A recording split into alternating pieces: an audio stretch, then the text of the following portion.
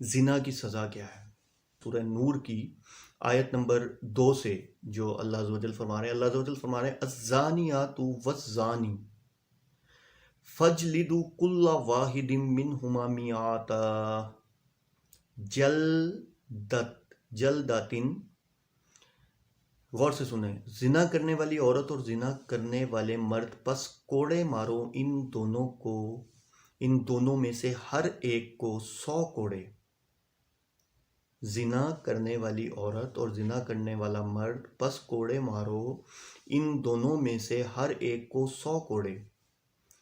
آگے اللہ عز و جل فرماتے ہیں وَلَا تَأْخُذُكُمْ بِهِمَا رَأْفَةٌ فِي دِینِ اللَّهِ إِن كُنتُمْ تُؤْمِنُونَ بِاللَّهِ وَالْيَوْمِ الْآخِرِ. اور نہ پکڑے تمہیں ان دونوں سے متعلق نرمی اللہ کے دین میں اگر ہو تم ایمان لاتے اللہ اور یوم آخرت پر. آگے اللہ عز و جل فرماتے ہیں وَلَا يَشْهَدْ عَذَابَهُمَا، اور چاہیے کہ حاضر ہوں ان دونوں کی سزا کے وقت طائفات من المؤمنین، مومنوں میں سے ایک گروہ.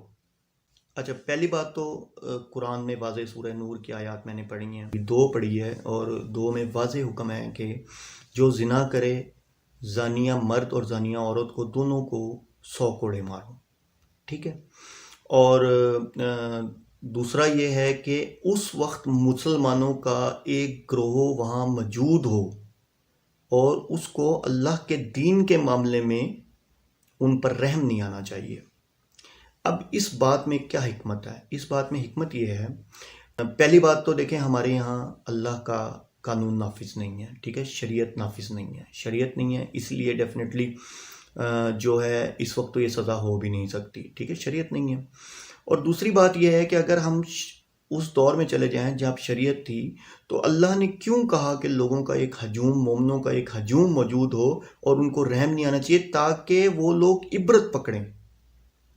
مثال کے طور پہ آج ایک چور چوری کرتا ہے، اس کے ہاتھ کاٹ دیں، اللہ کا قانون ہے ہاتھ کاٹ دیں، تو کیا ہوگا؟ ایک تو عبرت ہوگی دوسروں کے لیے کہ سرے ہم ہاتھ کاٹے گئے. دوسرا یہ ہے کہ اس کے لیے یہ اتنی بڑی ذلت ہوگی کہ اس کی پشتے یاد رکھیں گی کہ فلاں فلاں فلاں ہمارا جو بڑا تھا اس کے ہاتھ کاٹے گئے تھے چوری کے لیے. اسی طرح آج اگر کسی کا سر قلم کر دیا جائے، شریعت جو اللہ کے قانون کے مطابق، میں دیکھتا ہوں کہ کیسے لوگ قتل عام کرتے ہیں. تو مقصد صرف یہ ہے کہ اللہ کا ایک تو قانون یہاں پہ نافذ نہیں ہے، ٹھیک ہے، شریعت نافذ نہیں ہے، تو سزا جو ہے وہ قرآن کا فیصلہ یہ ہے. ٹھیک ہے. پھر سنسار کا حکم کہاں ہے؟ اب کچھ چیزیں جو ہیں، اب دیکھیں یہاں غیر شادی شدہ مرد اور عورت کا اللہ تعالیٰ نے قرآن میں ذکر کیا، لیکن شادی شدہ کا ذکر نہیں کیا کہ اگر وہ زنا کر لیں تو کیا ہوتا ہے. تو وہ ہمیں کہاں سے ملتا ہے؟ ہمیں ملتا ہے سنت رسول صلی اللہ علیہ وسلم سے. ٹھیک ہے.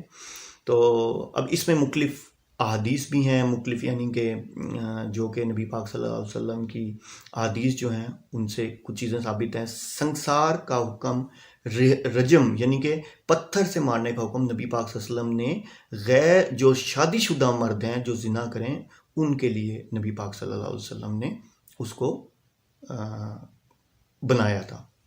اچھا، میں نے آپ کو پچھلی ویڈیو میں بتایا تھا کہ جو شریعت موسوی تھی، ٹھیک ہے، اب شریعت موسوی موسیٰ علیہ السلام جب ہم نے وہ پڑھا تھا کہ اس طرح جب وہ تورات پہ گئے اور پیچھے انہوں نے معبود بنا لیا تو کیا ہوا کہ مرتد کی سزا اس ٹائم موت ہوئی.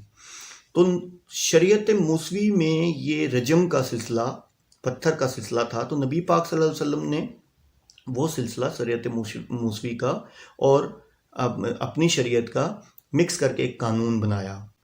الزانی لا ینکح الا زانیاتا او مشرکاتا، زانی جو مرد ہے وہ نکاح نہیں کر سکتا مگر کسی زانیہ سے یا مشرکہ سے. اب آپ اس سے یہ اندازہ کریں کہ سزا بھی ہو گئی، سزا بھی مل گئی، سب کچھ بھی ہو، لیکن پھر بھی اس کو یہ اختیار نہیں ہے کہ وہ کسی پاک دامن عورت سے نکاح کرے. اس کے لیے کیا ہے؟ زانیہ ہی عورت جس نے پہلے زنا کیا ہوا ہو، یا وہ مشرکہ یا وہ شرک کرنے والی ہو، اس کی سزا چیک کریں آپ. اور پھر اگلا ہے لا ينكحها الا عزان او مشرک وحرم ذلك على المؤمنین، اور زانی عورت مت نکاح کرے مگر صرف مشرک مرد سے یا مشرک مرد سے یا زانی مرد سے. ٹھیک ہے. اب آپ اس سے مطلب اس سے ایک چیز کا آپ اندازہ کریں، یعنی کہ جو چیز یعنی کہ بہت زیادہ وہ ہے کہ یہ شرک کی تو معافی نہیں ہے، اس میں کوئی شک نہیں، شرک تو ظلم عظیم ہے. لیکن اگر آپ اس بات کو سمجھیں کہ زانی مرد زانیہ عورت دونوں شادی نہیں کر سکتے کسی پاک دامن مرد پاک دامن عورت سے، وہ کس سے شادی کر سکتے ہیں؟ زانی مرد زانیہ سے ہی کرے گا اور زانی عورت جو وہ زانی مرد سے کرے گی. تو اس کا مطلب یہ پیرالل آ گئی. تو یہ کتنا بڑا گناہ ہے جس کو ہم یعنی کہ گناہ سمجھتے ہی نہیں ہیں. ٹھیک ہے نا. اچھا، اب لازمی سی بات ہے کہ چونکہ ہمارے یہاں اللہ کا قانون نہیں ہے، تو اب اس کو کس طرح سزا ملے یا کس طرح وہ، تو میں کیونکہ اللہ کا قانون ہوگا تو وہ جا کے وہاں بتائے گا، وہاں اس کو سزا ملے گی، یہ ہوگا وہ ہوگا، جو بھی ہوگا وہ اس طریقے سے اس کی توبہ پوری ہوتی ہے. ایک دفعہ نبی پاک صلی اللہ علیہ وسلم کے پاس ایک صحابی آئے، انہوں نے کہا یا رسول اللہ مجھے پاک کر دیجیے. اللہ کے رسول صلی اللہ علیہ وسلم نے فرمایا کہ وضو کرو اور نماز پڑھو. پھر انہوں نے کہا یا رسول اللہ مجھے پاک کر دیجیے. پھر نبی پاک صلی اللہ علیہ وسلم نے فرمایا کہ وضو کرو اور نماز پڑھو. انہوں نے تیسری دفعہ کہا کہ یا رسول اللہ مجھے پاک کر دیجیے. تو نبی پاک صلی اللہ علیہ وسلم نے فرمایا، نبی پاک صلی اللہ علیہ وسلم نے دریافت کیا، تو تب انہوں نے یہ چیز بتائی کہ ہاں جی مجھ سے زنا ہو گیا. تو نبی پاک صلی اللہ علیہ وسلم نے کہا کہ ان کا انتظام کرو. تو جب ان کو کوڑے پڑ رہے تھے اسی دوران ان کی جو ہے وہ فوت ہو گئے. تو پھر صحابہ نے پوچھا کہ یا رسول اللہ ان کا معاملہ کیسے ہوا؟ تو نبی پاک نے فرمایا اس نے اپنے حصے کی سزا جو تھی وہ دنیا میں لے لی ہے، تو اب اس کا معاملہ جو ہے وہ اللہ کے سپرد ہے. ٹھیک ہے.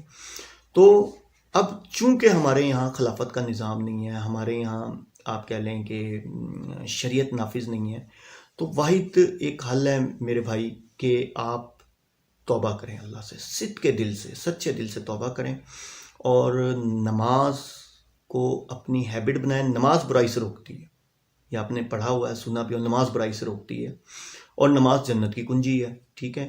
تو اگر آپ نماز پڑھتے ہیں، صدق کے دل سے اللہ سے معافی مانگتے ہیں، راتوں کو اللہ سے روک کے معافی مانگتے ہیں کہ آپ سے گناہ ہو گیا ہے، تو اللہ عز و جل معاف کرنے والے ہیں، غفور الرحیم ہے، اللہ عز و جل آپ کو معاف فرما دیں گے.